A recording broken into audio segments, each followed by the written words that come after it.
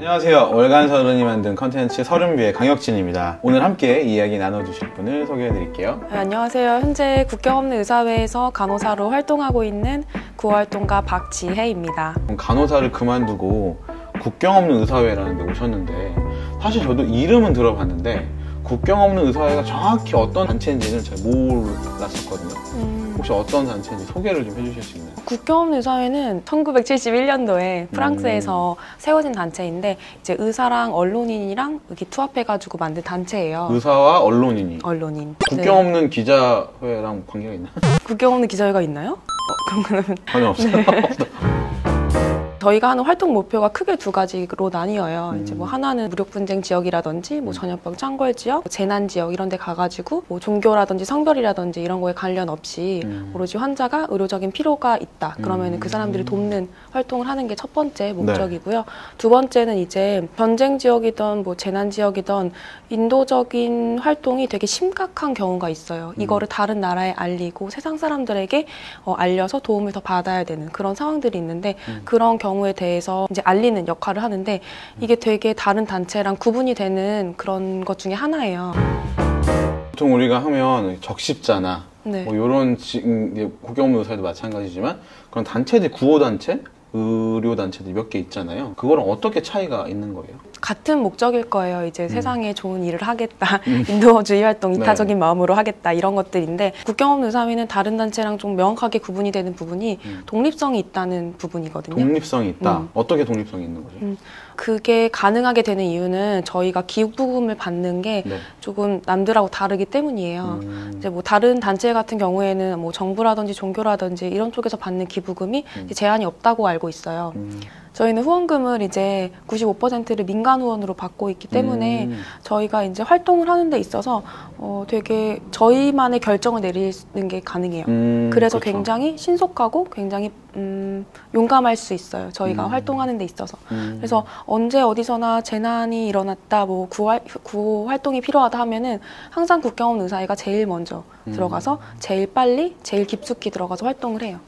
멋있네요. 그러니까 진짜 얘기하신 그 용감하다라는 표현이 되게 멋있는 것 같아요. 네. 용감하게 들어가는 게 사실은 저 지역을 들어가야 되나 말아야 되나 그런 의사결정을 하는 시간들이 또 걸리면 그만큼 현지의 상황은 더 안 좋아지는 거잖아요. 네, 맞아요. 용감하게 하는. 그럼 가시는 분들이 직장을 그만둬야만 이 활동을 할 수 있는 건가요? 아니면 다른 분들은 GSM은 그만두고 하신 거고. 근데 국경없는의사회 활동가 분들이 사실 40%는 비의료인이고 60%가 이제 의료인이에요.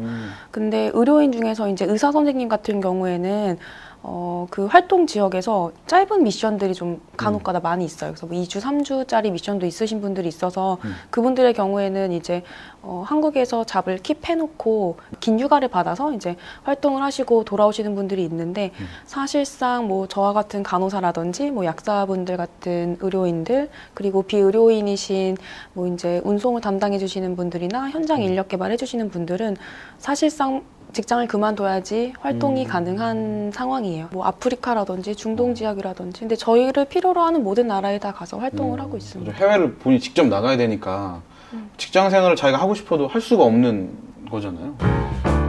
그러면 그렇게 직장을 많이 그만두고 나가면 국경없는의사회에서 뭐 어떤 보수를 지급하거나 생활비를 주거나 이런 게 있나요? 생활비는 이제 뭐 보수도 받기도 하는데 아무래도 뭐 최저임금보다 낮은 수준의 돈이긴 해요. 근데 현지에서 또 생활하는 비용이니까.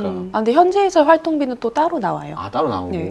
거기서 이제 저희는 용돈이라는 개념으로 표현을 하는데 용돈이 따로 나오고 그리고 거기에서 하는 뭐 숙소라든지 뭐 비행기표 값이라든지 뭐 교통비 같은 것들은 다 이제 보조가 되니까 사실상 뭐 저희가 활동하는 데 있어서는 전적인 지원은 다 받아요. 그리고 이제 월급을 조금 이제 소정의 돈을 받는 거인 구조예요. 국경없는의사회라는 건 어떻게 알게 됐고 왜 오고 싶으셨던 거예요? 제가 사실 구호활동을 꿈꿨던 계기는 국경없는의사회는 아니고 이제 이태석 신부님이라고 예전에 이제 울지마 톤지라는 영화도 찍으셨던 신부님인데 지금은 돌아가셨어요. 네, 그렇죠. 네, 근데 그분의 이제 활동기를 저희 카톨릭 지에서는 계속 이제 매달 게재를 하는 그런 잡지가 있었어요. 제가 그걸 보면서 이제 고등학교 시절을 보냈는데 그걸 보고서 이제 마음을 확고히 한 거예요. 나는 이태석 신부님 있는데 가가지고 나도 봉사활동을 하고 싶다. 이태석 신부님이 큰일 하고 많은 분들에게 진짜 영감을 주신 분이죠. 되게 용기를 주시고 구호활동을 해야겠다 생각을 했는데 아빠가 간호학과를 넣어서 어떻게 보니까 또 의료 이렇게 되니까 의료인이 돼버린 거예요. 그럼 나는 이제 의료적인 구호활동을 할 수 있겠구나. 무기가 생겼네. 내가 구호활동을 할 때 필요한 의료라는 무기가 생겼네. 더 멋있어 보이잖아요. 그러니까. 그냥 구호활동도 아니고 의료적인 구호활동이니까. 잘 됐다. 단체를 찾는데 그 중에서 이제 여러 가지가 나왔어요. 뭐 유엔이라든지 세이브 더 칠드런이라든지 다 우리가 알고 있는 그런 NGO 단체들이 나왔는데 그 중에서 이제 아까 말씀드린 것처럼 국경 없는 의사회가 제일 멋있더라고요. 진짜 뭐라든지 가장 정의로워요. 가장 믿을 수가 있었고 가장 용감한 것들이 보기에 제가 이태석 신부님을 보고서 꿈꿨던 구호활동의 모습이기도 했고 제대로 된 일을 한다는 단체라는 느낌을 받았거든요. 아니 그 말씀하시는데 그 멋있더라고요 하는 데에서 자부심이 막 느껴져요. 저는 엄청 자부심 느껴요. 그 표정에서도 막 자부심이 막 느껴져서 이 사람 찐이구나. 네, 저는 이런 마음이 막 드네요. 팬이죠.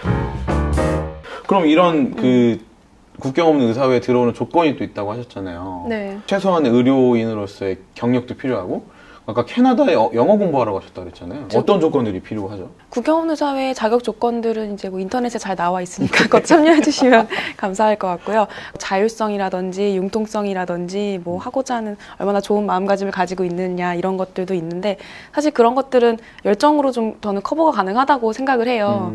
근데 이제 정말 현실적인 부분들은 그 전문적인 경력, 2년 이상의 전문적인 경력이 필요하고 그리고 또 언어 능력이 필요한 이 두 가지가 이제 가장 현실적으로 부딪히는 부분인 것 같아요. 경력은 사실 2년이라고 명시는 되어 있어요. 그런데 2년으로 저는 좀 부족하다고 느껴요. 2년으로는 내가 가진 지식을 개발도상국에서 되게 부족한 자원 환경으로 일을 할 때 자신감 있게 일하기에는 2년이 좀 부족하더라고요. 2년 이상의 경력을 가지고 있어야 좀 더 본인도 만족스럽고 안정적으로 그리고 프로젝트에도 피해가 가지 않게 일을 할 수 있다고 생각을 해서 최대한 많은 경력을 쌓으시는 게 좋다고 생각을 하고 언어적인 부분에서는 국경 없는 의사회에서 제시하는 언어 두 가지는 영어나 프랑스어예요. 두 가지가 아니고 그냥 둘 중에 한 가지만 하시면 돼요. 영어나 프랑스어. 근데 뭐 그 외에도 뭐 아랍어라든지 스페인어 이런 것들을 할 수 있으면 좋으시긴 한데 가장 기본이 되는 건 영어나 프랑스어 둘 중에 하나예요. 아무래도 프랑스에서 처음 만든 회사라서 그런 건가요? 네. 국경 없는 의사가 MSF가 저 불어잖아요. 저 메디슨 상 프론티아 잘하시네요. 저보다 잘하시는 것 같은데. 저 파리에 6개월 있었어요. 저 말이 안 돼가지고 외국 친구들한테 나 MSF 다녀 이럴 때 발음이 안 돼서 제 말을 못 알아듣더라고요. 이게 쌍이 이게 without이거든요. 이게 그 불어로 하면 영어로 하면 그게 아마 이게 국경이란 뜻일 거고 Frontiers. 의사들이 뭐 메디슨 입은 거 없죠? 갑자기.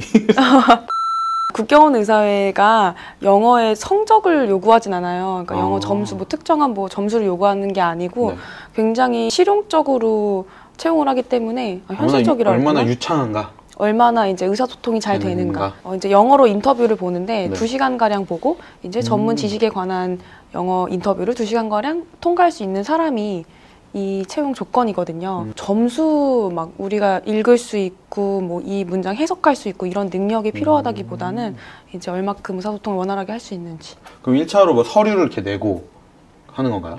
네, 처음에는 이제 뭐 영어 에세이를 비롯한 이제 이력서를 제출을 하면은 이제 심사를 거쳐서 자료들을 보내요. 이제 제가 가지고 있는 스킬이 어떤 것들이 있는지 체크리스트 같은 것들을 보내고 그게 이제 통과가 되면은 이제 영어 인터뷰를 제의를 해주시는데 거기까지 가기가 저는 어려워가지고 제가 총 3번에 걸쳐서 지원을 했고 3번째에 붙었거든요. 2번 떨어지신 거고? 2번 떨어졌어요. 네.